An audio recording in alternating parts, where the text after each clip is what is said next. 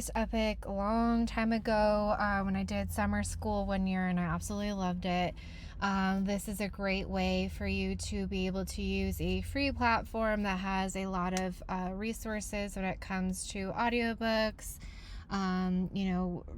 books that students can read on their own. You can see different leveled books. There's writing resources, social emotional. So we'll get right into it. So this is my Epic account, and we'll explore that a little bit here. So let's go ahead and go into my library. So what I did here is I created my own collections that would work out for my students that I had for summer school. So I did read aloud specifically so that I could have students explore different books that they could have read to them at a center while I was working with a group of students at my center. So this would be one center here. And, all different types of stories, hitting on things that may interest them. And then I created one with audiobooks. Like you can see, there are a lot of books that are popular. Like Fly Guy is a big one for kids. And then there's ones that aren't so much at their level. So you have the audiobook of The Math Curse, which is a great book. So there's definitely a lot of popular stories that you can find on here, and then ones that you may have not heard of before. You have an area where you have my students. So I just archived my class. So you can archive each year, and then you can create your new one. So you have create a group, add students, so like Gardner 2026, create, no students to add. Okay. So we got to add our students to the group.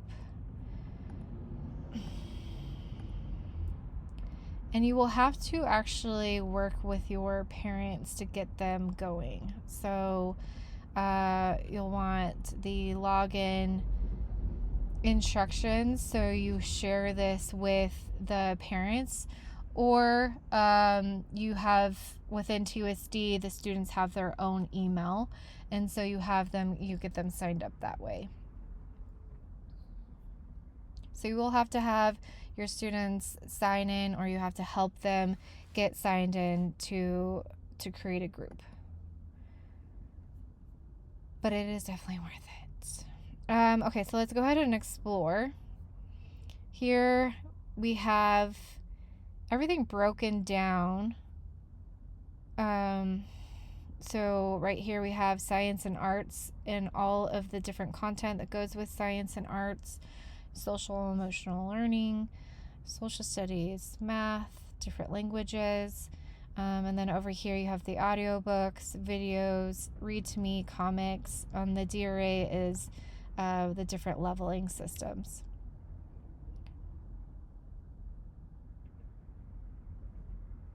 So this DRA, this would be 2.8, like grade level.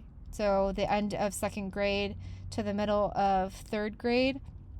And it's organized by those grade levels. So you can change that depending on your student's area so it goes all the way up to 8th grade.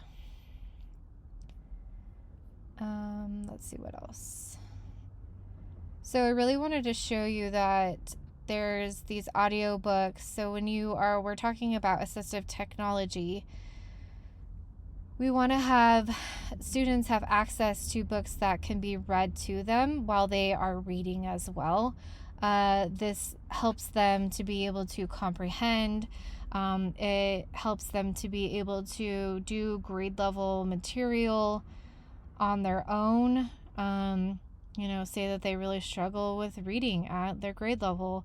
So you give them an audiobook, and they have great listening comprehension skills, so they can take that information and go ahead and complete their assignments, complete their writing assignments.